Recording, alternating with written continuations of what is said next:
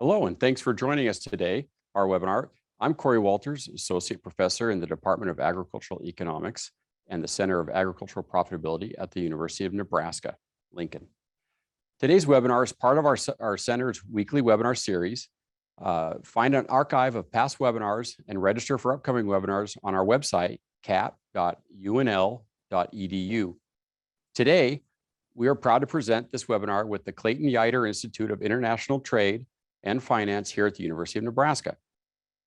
Recent worldwide events, including Russia's invasion of Ukraine, have created a great deal of uncertainty and volatility in the commodity markets around the world and here in the US. Today, we will explore the current situation and outlook with regard to wheat prices, food security, and global trade. Joining me today is Leah Nogueira, Associate Professor in Agricultural Economics and the Clayton Yeutter Institute Fellow here at UNL. Hi, Leah. Hi. To my left is John Beghin, a professor in agricultural economics and the Michael Yanney Chair of the Clayton Yeutter Institute here at Nebraska. Hi, John. Hey, hi, Cory. Thank you, Ryan. All right, we're going to get started. Turmoil in commodity markets, and first up is Leah. Thank you. I will start by talking about trade sanctions generated because of the conflict in Ukraine. Here we have a graphic showing the main countries that have imposed sanctions since February 22nd. And this gives us an idea of just the number of these sanctions. Let's look at some of these more specifically. And here we have the main countries imposing the sanctions, including, of course, the United States, and the types of sanctions. And there's been a lot of talk about some of the restrictions related to the financial markets, but there's also several sanctions related to specific products, not just in terms of imports from Russia, but also exports to Russia. And Russia has also retaliated by restricting exports to different countries that have imposed these restrictions.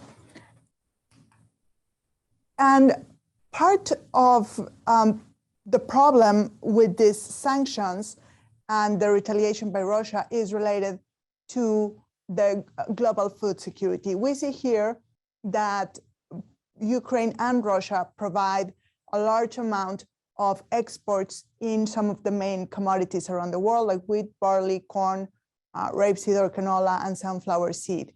And we have the restriction effect on one side, but also the disruptions within Ukraine in terms of ports being closed and the farmers not being able to harvest or plant new crop.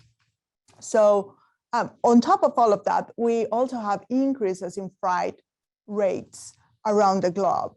We see in the table on top the comparison from this week to last week, but more importantly to last year, and the increase is tremendous on all the different routes around the world. And we also have delays, increased delays, not just because of COVID, but also now with the conflict.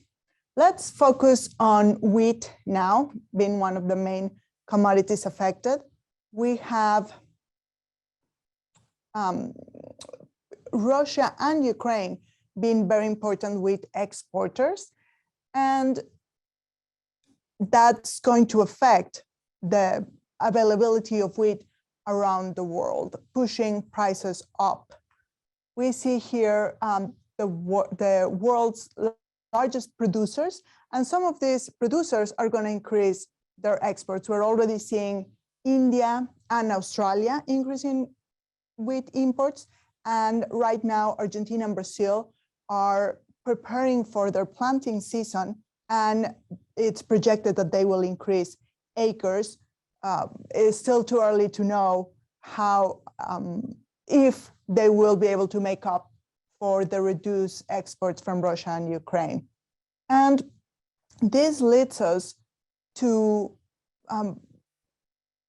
how some of the most vulnerable countries are going to be affected. And this is something that John Beghin is going to talk more about in a couple minutes. But we see that some of the poorest countries in the world depend mostly on wheat from Russia and Ukraine.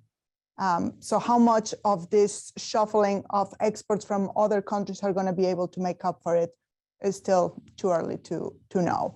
Let's now talk a little bit about sunflower oil, because both Russia, but mostly Ukraine, are important producers of this type of oil. In terms of just worldwide oilseed production, soybeans is the #1 crop, but rapeseed or canola and sunflower seed are also very important. And this is oilseed production. So some of these seeds are exported to be crushed in the importing country. Some of them are processed within the country. Here we see actual vegetable oil exported, and their palm oil is the #1 export, followed by sunflower seed. We do observe some substitution between the oils depending on the prices. So we can expect, in the case of sunflower oil being exported, that some substitution is going to happen worldwide. But given that both Ukraine and Russia are such big producers of sunflowers, that may still cause some problems to fill that gap. And of course, soybeans are also being affected. So it's unclear at this point how much the vegetable oil market is going to be disrupted because of the conflict. We have here the export volume of sunflower seed oil over time, and clearly Ukraine and Russia are the biggest players. Okay, I'm going to pass to John Beghin to talk about commodity prices. Yeah, so we're going to switch gears a little bit and take a step back and look first at energy prices, or fossil energy prices. So the blue series is the Brent oil price, which is the reference oil price or international price for mostly Europe. And then the WTI is our North American reference price, the West Texas instrument. And you can see that since the depression or the quick crisis we had in March of 2020, those prices have increased tremendously, almost a 5-fold increase. And the same for natural gas prices. And so what is really striking for the natural gas prices, the green series, the US price series, so those are on the right and the right vertical axis. So those are dollars per MBTUs. And then you can see how gas prices have behaved in Europe since the same recession of spring 2020. And so those gas prices were almost equalized in early 2020. And now you can see gas prices in Europe that have really exploded. And so those, of course, have fed back into the price of fertilizer produced in Europe, but also in other elements that are gas intensive. Then we can look also at fertilizer prices. So you have various fertilizers. Those are world price coming from the World Bank. And so you can see that that price is has gone to the highest level of $938 per metric ton, but also the other phosphate price, the TSP price, is also quite high, around $750 and some dollars.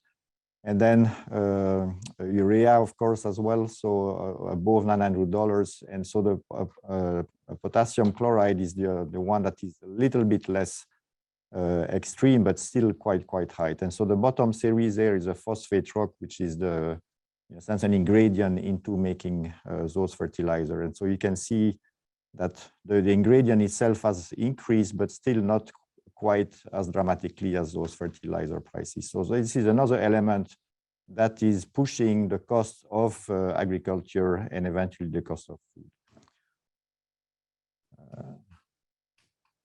The clicker doesn't seem to be happy. Okay, so the next series is the top graph is from the Fed in St. Louis and shows two series. The blue series is an index of chemicals used in agriculture. And so you can basically telling the same stories as what we saw for fertilizer. Of course, it's a bit smoother because it's an index aggregating the individual series. And the gray bar there is the recession of 2020. And then you can see that since that bottom, prices have gone up, and the same for the red series. Below the blue series is the price of imported chemicals, and so you use in agriculture, and you can see the same kind of pattern as well.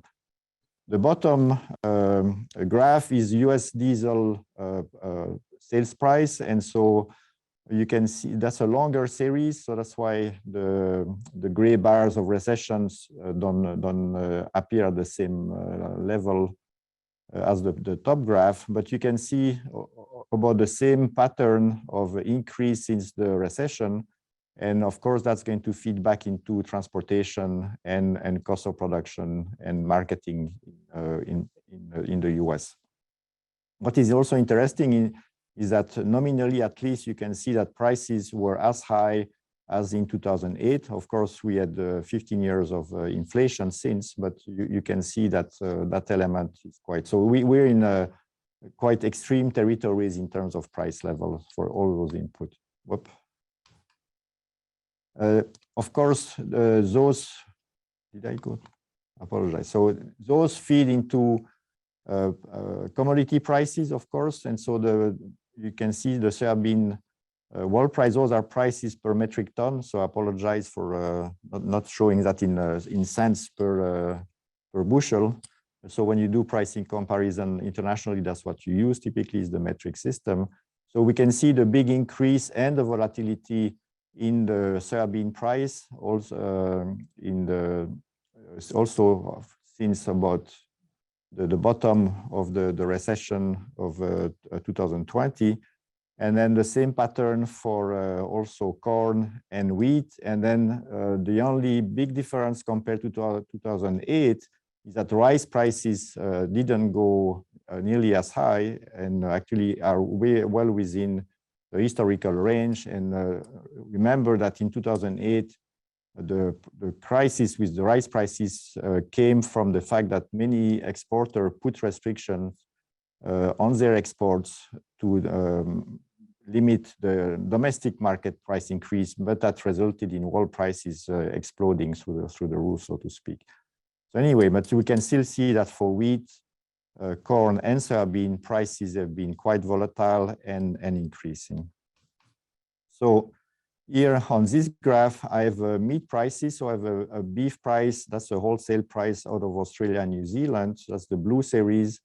And that's on the left-hand side vertical axis. And then the chicken price, the red series, also on the left vertical axis. And then the corn price is indicated in dollar per metric ton on the right vertical axis. And so we see here the correlation between corn as an indicator of feed cost and the meat prices in international market being increasing. The chicken price is a wholesale US price.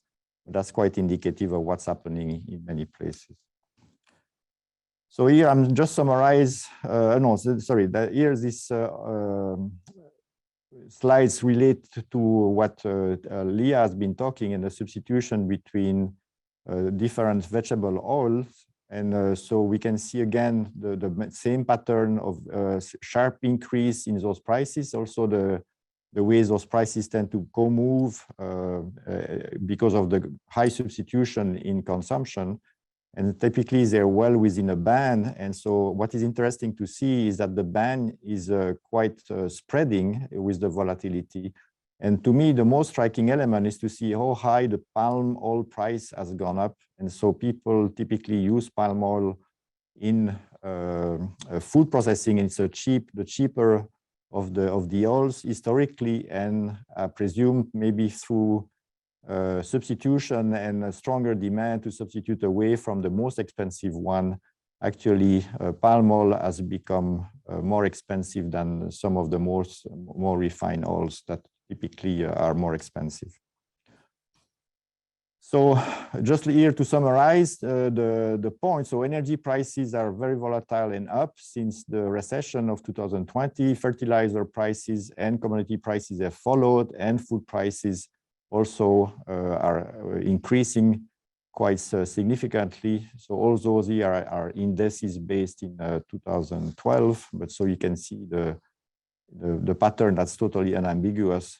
And the explosion, of course, of the fertilizer prices, that's quite fantastic.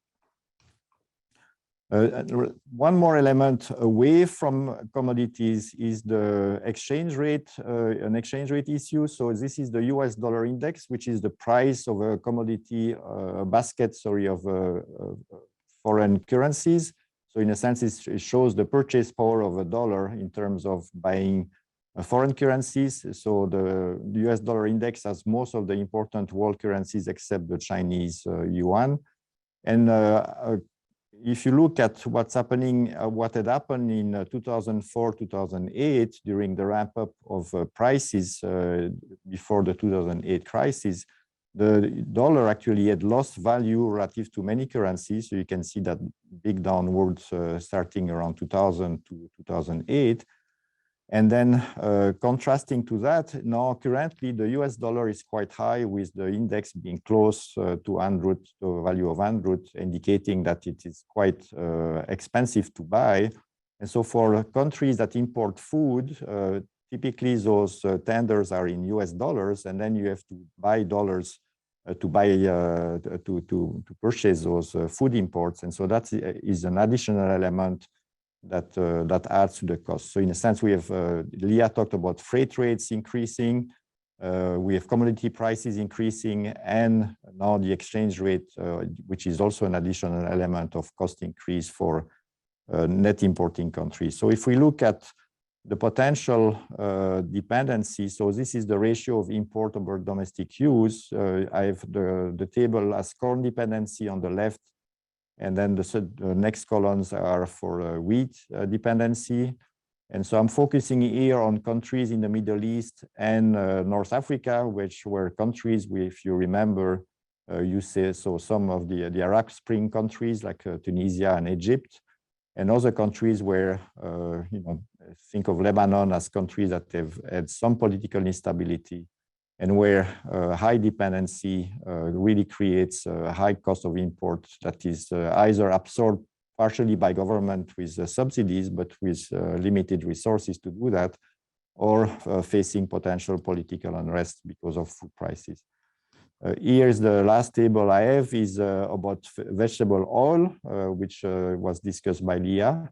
And so you can see the same kind of very high dependency, again, in Egypt, even Ethiopia, and a few other places. And so those are for three types of oil: palm oil, the cheaper oil traditionally, and soy oil and sunflower oil that were more expensive oils.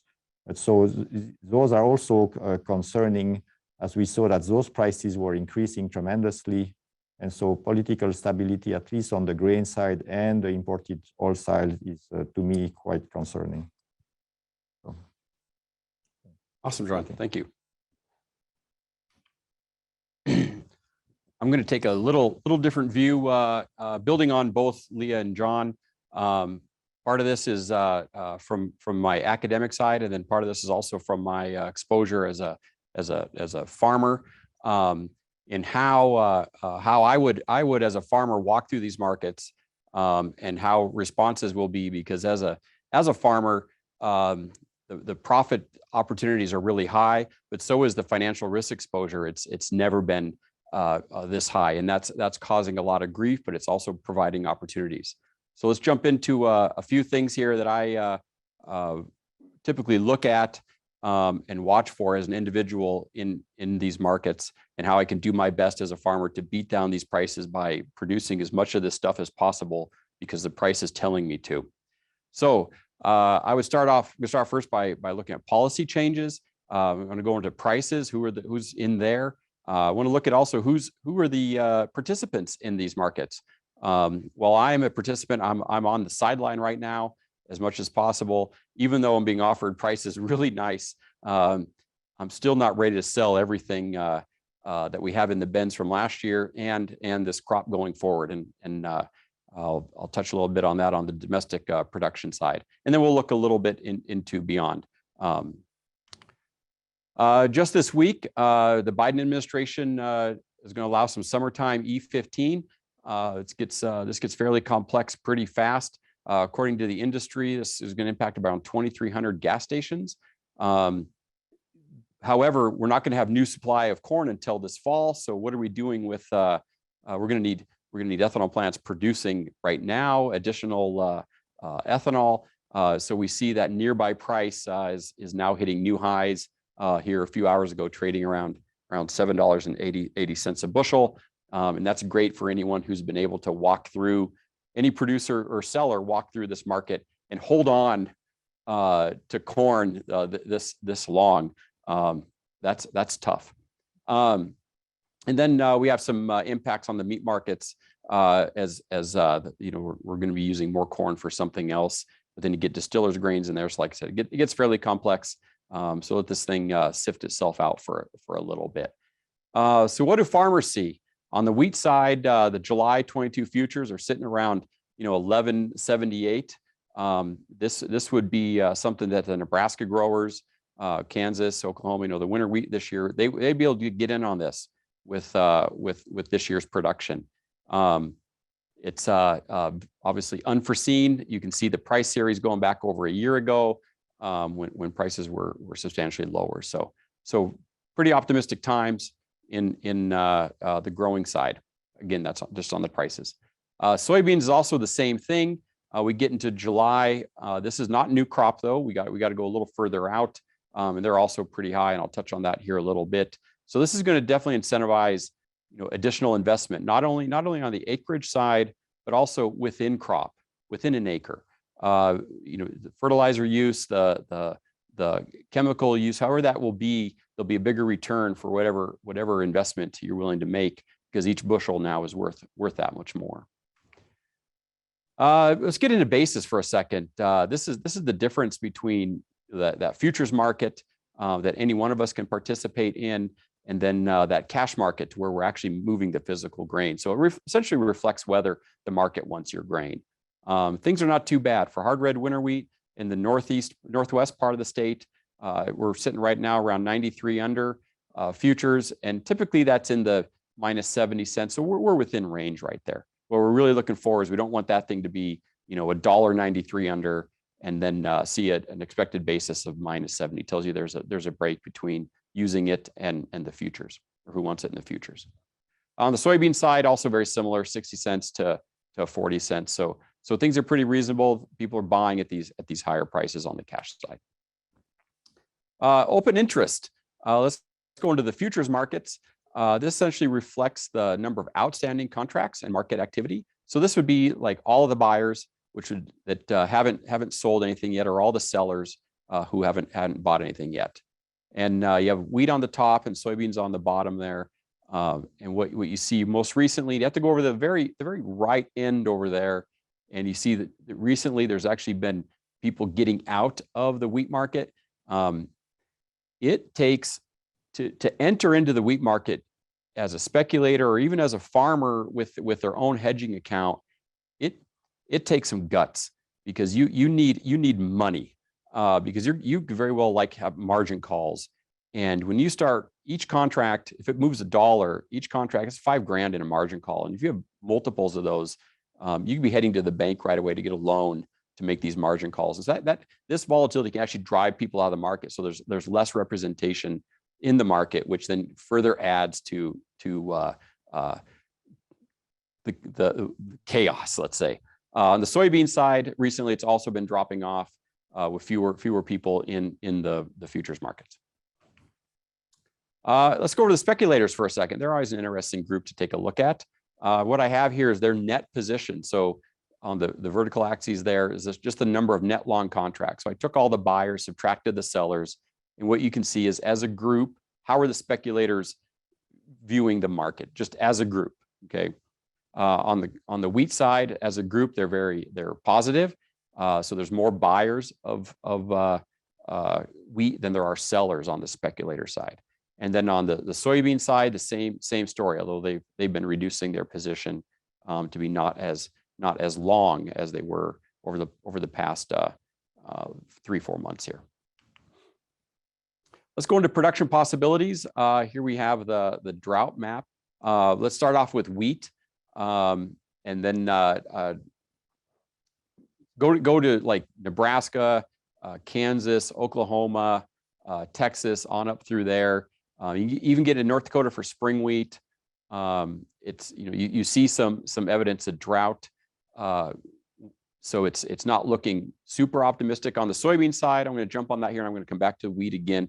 You know, you see Iowa, Illinois, Indiana, Missouri, a lot of states with not any drought going on the soybean side. So these markets are going to move fundamentally in two different ways here, depending on production possibilities as we go through the growing season here.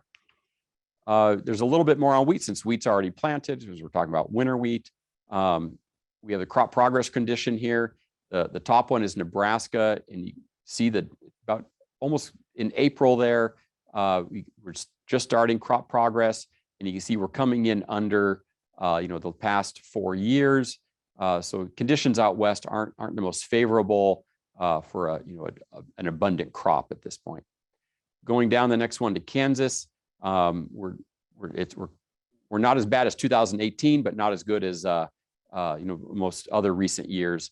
So still some opportunity there, and then same down in Oklahoma as well. So lots of action can be happening in wheat markets here as we go into the primary growing season. It can even get a little more volatile here with the U.S. production. Let's go beyond just a little bit. Here on the wheat side, the blue bars there is wheat acreage. Wheat has been getting beaten up by alternative crops to plant over the past number of years. Just the economics have not been good. They've been losing acres to other crops. However, if you go out, let's say we're here today. What are we going to do this fall when we can plant wheat again? You go out to the July 23 contract. I have it circled in red there. That's $10.43 a bushel being offered today for delivery of July 23. I mean, that is outstanding. Even with the production costs, that is a wonderful number. And remind yourself that just a few years ago, wheat was pushing, had a 3 in front of it. So it's moved a lot, but we moved up into a financial area of a lot of money to grow it, and then potentially a lot of money to sell it. But that's conditioned on getting yields, and that makes it tough. So while we see this number, it's still a ways out. We don't know. Fertilizer prices are still a bit of uncertain of the input costs going into to grow that crop, but nevertheless, it's looking good. Let's go over to the soybean side. Soybeans since 2019 have been definitely picking up acres. Not terribly surprising, picking up a few more acres this year, because you don't have that investment cost in them per acre as you do for corn. So it makes it a little more appealing if you're getting hung up on just the financial risk exposure that's associated with growing this year. Same thing for soybeans going out into the future. I circled November 23 and November 24. Both have a 13 in front of them. I mean, wow. It's farmers are going to do their best to supply these markets given these price opportunities, which should definitely put pressure to expand supply and push prices down as best they can. With that, we're going to go to questions. I think Ryan, I saw a question, and we could also visit between ourselves here a little bit. And I'll give Ryan a second. I think we have a couple questions up there. Awesome. So our first one here is agriculture and energy related products have been increasing since the conflicts, as Russia and Ukraine are major producers and exporters. My question is how the pesticide prices have been impacted by the conflict. I can comment on this. I'll go to herbicide. It's a little bit specific to the source. There's been some concerns about getting Roundup, for example, because of other trade issues and some plants with production. However, I believe that's been alleviated. Of course, the Roundup price is higher. I've heard stuff on it's going to be maybe a little tougher to get Liberty as well, but we'll see where that comes out. But there are some alternatives to some of this, and farmers need to be very proactive in thinking about what are their alternatives if you can't get Roundup or certain herbicides, and realize some of those could have a higher cost. However, there's on the profitability side, it's still good. Let's see here. What else do we have? From Brian here, we have some of the countries noted who have high grain import dependencies are also some of the fastest growing populations on the planet. Will that have a big impact on central bank reserves as they have to increase payments, leaving the country to be buying enough food to feed their population? Hungry people can quickly become angry people, undoubtedly. Is this you, John? All right. Yeah. Yeah. So for sure, that's why we put those tables up. And you have to remember that economic frustration was at the heart of, and also political frustration was at the heart of the Arab Spring 15 years ago or so. And many of those countries have very limited fiscal resources to spend on food subsidies, and so that's for sure, it's quite concerning. Excellent. Yeah. We have another question here from Amy. Will sorghum prices follow corn prices? Absolutely. I've not looked up the recent sorghum price. I would suggest you take a look at what your current elevator is offering for nearby and of course new crop. But I would be very surprised if that's not a price that's moved up substantially as well.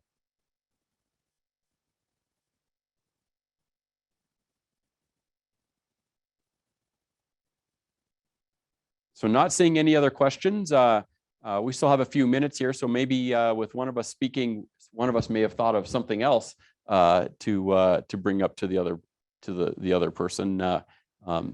So you can discuss if using the use of futures becomes so expensive and less informative, yes. What are other hedging strategies would you suggest? So the one that then I go to rely on a lot more is using futures through our local co-op, because they'll put up the margin money. Yes, yeah. So then they get to suffer with the margin calls, and that's a reason. When you go straight to cash with them as well. Yeah. I mean, those prices are really tempting, but at $13 or so, 2 years in the future, but still. If you can log those in, that's great. So, but you have to be cognizant of the yield risk associated with that. So you can't get overly positioned. That's right. So you through our research, it's somewhere probably around 30 to 40% before you even plant a crop is about the most you want to be. Locked to before contract. Yeah. So you still got exposure to it. You can't completely erase yourself out of it. And then so Amy asked again to follow up on that is what are the safest ways for producers to try to capture some of those really high futures prices? So the first one is don't overcommit. You again, through our research, it's been somewhere around 30 to 40% forward contracting, even with crop insurance, before planting. Okay. So what are the safest ways then? Again, don't overcommit, and then go talk to your elevator about how you could forward contract with them on futures, and maybe even go to a cash contract at the same time. And they may begin to charge a little bit with seeing margin money. But if you get in right now when prices are up, and then let's say they go down, then they'll of course get money put in their margin account, right? It's for people like me who maybe sold 6 months ago, some that are having margin on that money on those bushels. So I wouldn't be afraid to go out to 2024. You can also go get into the corn market on that, or ask your elevator. really talk to your elevator about what are the options, what will they work with you on any cross hedging with commodities that don't have a very active futures market. We have another one here. And I should say too, while we're doing this, if anyone on here has questions they want to follow up with us individually, we'd be happy to visit with you here because we know our time is limited, and we'd be happy to visit with you more in depthly on any specific questions. We have one from Robert here. Hi, former colleagues, Leah and John. Many market analysts are minimizing the likely impact of Biden's E15 announcement in the corn market because only a few gas stations have E15 pumps. So that's a physical constraint, but it just hit the market. So you can have a reaction both on the news, which can drive prices and in different directions. And then we get a filter how this thing will work. I do not know how easy it is to switch over an E10 tank to an E15. It seems relatively straightforward by draining it and putting a different sticker on it. But maybe there's more to the permitting process or the transportation process of blending and different things. Yeah, I think many users also are reluctant to put E15 in their cars. And so what I've read so far is that it's a Midwest story and cater to Midwest interest, where the pumps, most of those pumps are located in the Midwest and not on the coast where more fuel is burned. More uses, yeah. Exactly. Yeah, yes. Yeah. Maybe now with the current high fuel prices, we might get people to look at it a little harder. Yeah. Sometimes change comes through the most unopportune times. Yeah. And maybe this is it, right? When you're seeing that fuel bill, rise up as you're pumping, and you see that cheaper one right around there, or the opportunity for maybe start asking, or maybe start using it. And see how many miles you get. And see how many miles you get. Yes, we would have watch the fuel mileage. Just so you know, I've told you this. I've put E10 in vehicles going back into the 70s and 60s just to find out on the farm. Yeah. They seem to work fine. And maybe you sold them. Only one of them we sold. Yes, it was running perfectly when it left. We have another one here from Don. Do we know if internal grain storage facilities have been damaged in Ukraine? Odessa being primary export facility, are they continuing to export any grains, or is that shut down? Our understanding is even the ships just getting there, the dangers in the waters, insurance, those sort of things have been also very, very skeptical or dangerous. But as far as what the grain facilities look like, I don't have any good. No, well, it seems like the main problem is that the ports are shut and people are not quite available to handle the logistics of transporting the grain. And then freight rates went up a lot. So but most of the infrastructure, even before the conflict, the majority of exports from Ukraine were via the Black Sea. Their infrastructure to rail or to transport the grain by rail was very limited. Cargill is still there. So. Are they operating there, or they're there? Who knows? Yeah. There's definitely a lot of hidden information around here. We have another question here. How available is corn and soybean seed to Ukrainian farmers? I don't know their timing of when seed and stuff is brought out to farms. I would suspect it would be potentially similar to us, as when that happens, over the winter, early spring. And then with that, do they want to risk planting it? Who could they potentially lose it to? Would they even have the other inputs necessary to grow it, like fertilizers, herbicides, all that sort of stuff? And of course, damage to, we see a lot of pictures and videos on TV about, you see military vehicles moving through fields and stuff, and it would be very concerning where you're at in Brazil about those prospects. Brazil, oh my gosh, Ukraine. Yeah. And what I've seen is concerns about being able to get in the field because of landmines and just explosives left behind. Also, a lot of the farmers are now fighters or displaced, and the availability of fertilizer, that's also a big concern. And what's going to happen? Are they, even if they are able to plant the crop, will they be able to harvest it? Market. And ship it, yeah. And then who's there? What's their income? How do you? Yeah. How do you? Yeah. How, Rubles. Just kidding. Okay. Yeah. It's so then they don't get much out of it. That that you don't plant a crop. So it's very concerning. We have another one. Thank you. This is a very informative session. Even a non-economist, thank you. Yes, we try our best to take out all that unnecessary jargon as much as possible to Communicate. Yes, to communicate the best we can. So, thank you, everyone. I think this will wrap it up. Again, if anyone has questions, like to reach out to us, we're happy to engage. Thank you.